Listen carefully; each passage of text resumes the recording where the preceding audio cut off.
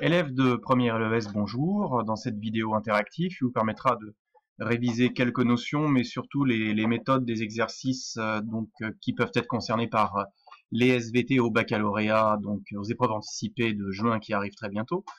Alors, je vous ai compilé 3 sujets qui permettent de toucher aux 3 thèmes. Ces sujets sont de vrais sujets de bac. Vous pouvez les trouver donc à l'adresse qui se figure ici en bleu sur donc le site des archives des sujets de baccalauréat. Voilà. Ces sujets, donc j'ai été les choisir donc dans Amérique du Sud novembre 2012, Métropole 2015 et Pondichéry 2016. Donc c'est ceux de cette année. À Pondichéry, c'est l'exercice 3 par lequel d'ailleurs nous allons commencer. L'exercice 3 portant uniquement donc sur les SVT, féminin, masculin, alors que les exercices 1 sont toujours bidisciplinaires, à la fois incluant des notions de SVT, mais aussi de sciences physiques. Donc on va commencer par le premier des 3 sujets, donc voilà le site de l'Académie de Besançon, où vous trouverez donc les archives, le sujet de Pondichéry, assez facilement. Sinon, de toute façon, j'ai compilé les sujets sous la forme d'un fichier Word, qui se trouve dans votre plateforme du lycée, Claroline, dans l'espace documents et liens. Dans l'espace documents et liens, donc révision LES, 3 sujets. Là, vous aurez tout. N'importe comment ceux que j'aurai revus en cours, parce qu'il y aura eu cours ou parce qu'ils seront revenus cette dernière semaine, auront eu le polycopier correspondant. Donc commençons sans attendre avec le premier sujet, féminin-masculin, que je vais inclure une pause dans cette vidéo histoire que vous ayez le temps de le récupérer et de le prendre sous les yeux. Moi, quant à moi, je vais le lire en diagonale, évidemment que j'ai déjà lu, et faire éventuellement des captures d'écran et les commenter au fur et à mesure pour vous montrer les points importants donc quant au repérage rapide de l'étude documentaire et à mettre en lien avec la question qui vous est posée et à laquelle vous devez répondre. C'est la question qui vous est posée à laquelle vous devez répondre et pas une autre, pas celle qui vous plairait, non, celle qui est posée. Il faut jamais la perdre de vue. Donc on commence par l'exercice pur SVT sur féminin-masculin qui parle de la contraception hormonale d'urgence dite pilule du surlendemain pour laquelle vous aviez eu un film qui datait de 2009 et qui désormais, donc le prix vous avait inquiété, accessible selon les mêmes modalités que la pilule dite du lendemain. Voilà. Donc on s'intéresse à son mode d'action. Le premier document, donc je vous laisse découvrir les documents de votre côté.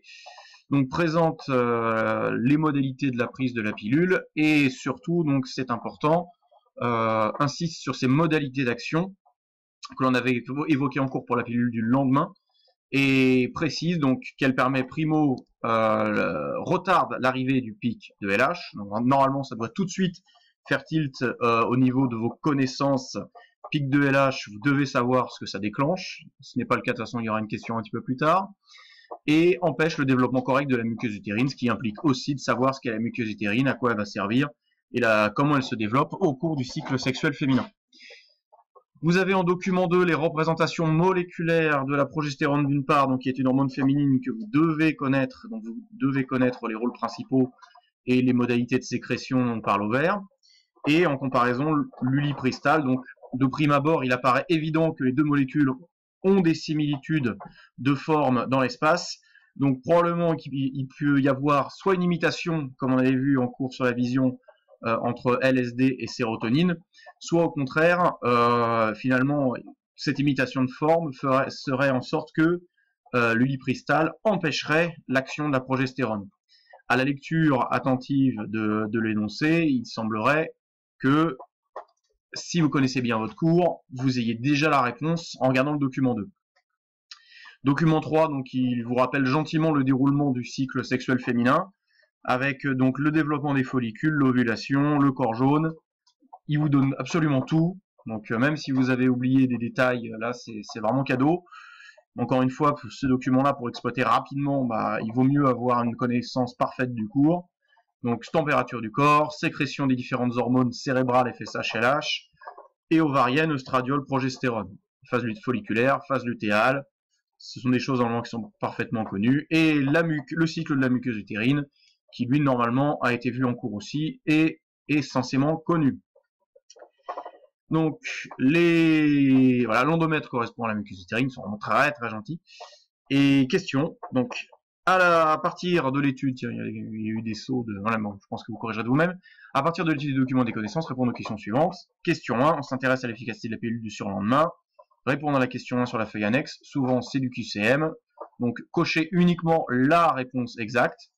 Je vous rappelle que même s'il y a une erreur dénoncée, qu'il y a deux réponses qui finalement seraient considérées comme exactes, vous ne devez qu'en cocher une seule. Vous en cochez deux, même si elle est la bonne, même si les deux sont bonnes en cas d'erreur dénoncée, vous aurez 0.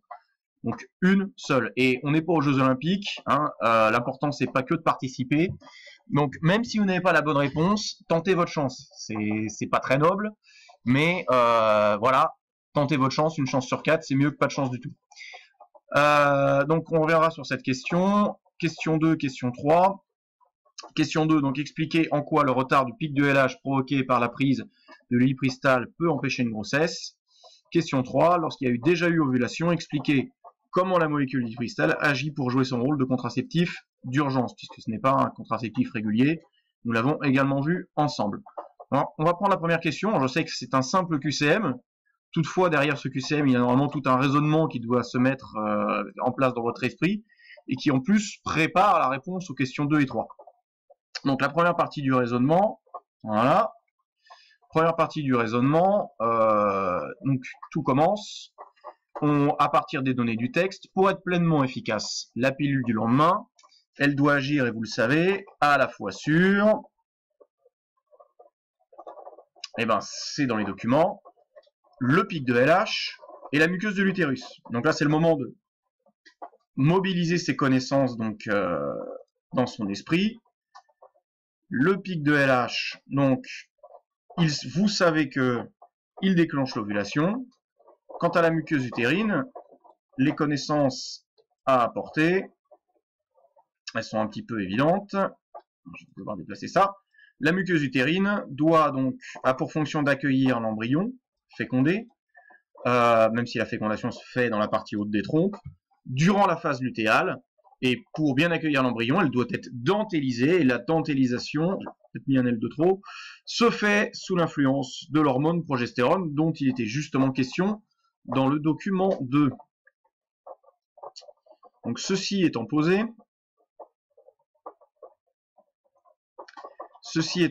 donc on nous propose, on nous donne une date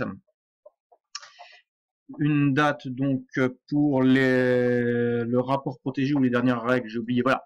Le jour des dernières règles était le 18 août, le premier jour des dernières règles. Donc les premières règles marquant le début du cycle, si vous ne vous en souvenez pas, c'est gracieusement indiqué ici, menstruation, règles, c'est pareil.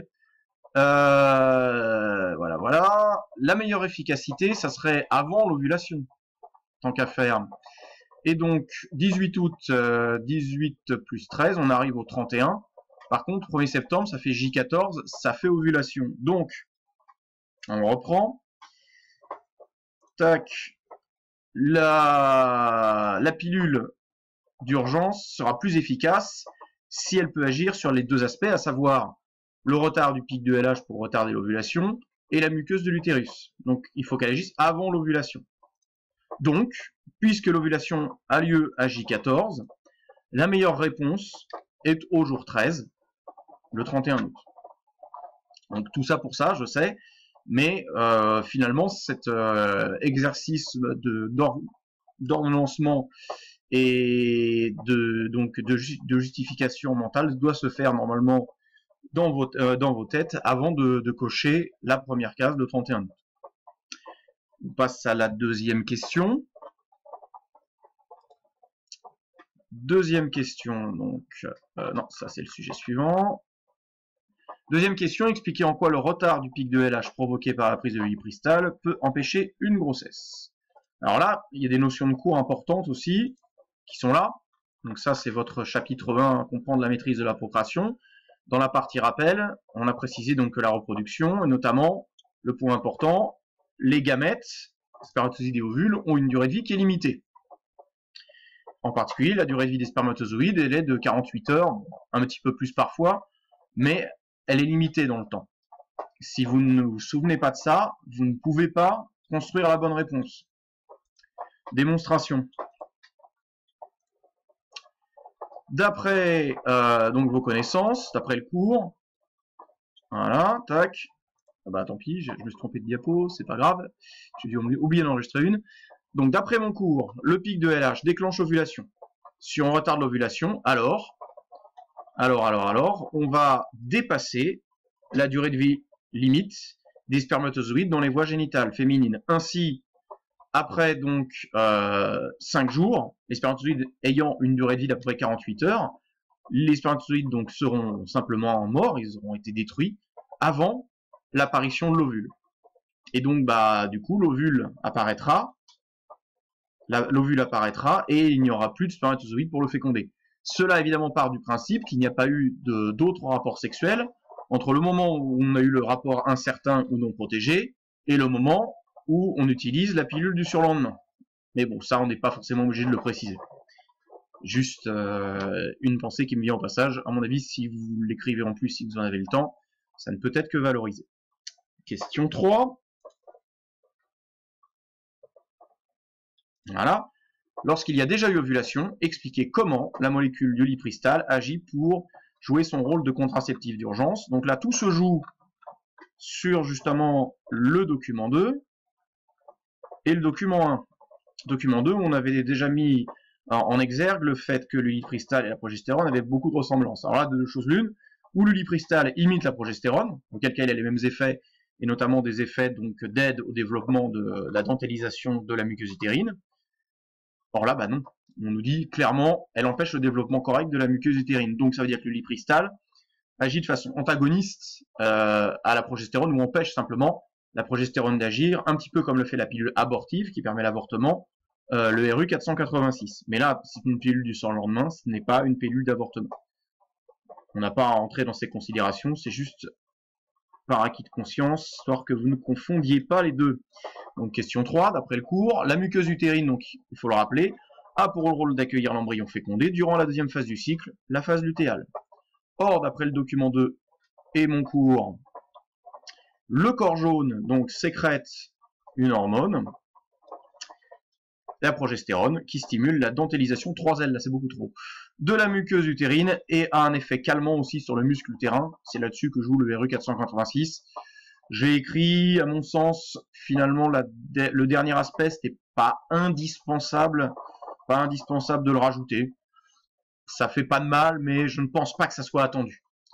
L'idée, surtout, c'est que, voilà, la progestérone stimule la dentélisation de la muqueuse utérine. Et donc, comme la pilule du surlendemain a des analogies de forme avec la progestérone, eh ben, elle ne va, un S en trop, elle ne va pas imiter les effets de la progestérone, mais au contraire, empêcher la progestérone d'agir correctement. Et en empêchant donc la progestérone d'agir correctement, elle va empêcher le bon développement de la muqueuse utérine, et donc elle va empêcher l'accueil d'un éventuel embryon. Voilà, je vous le remets en grand pour une éventuelle capture d'écran. Même s'il y a ma tronche en bas à droite qui, je me rends compte, gêne un peu. Voilà. Merveilleux. Bon. Fin du premier exercice.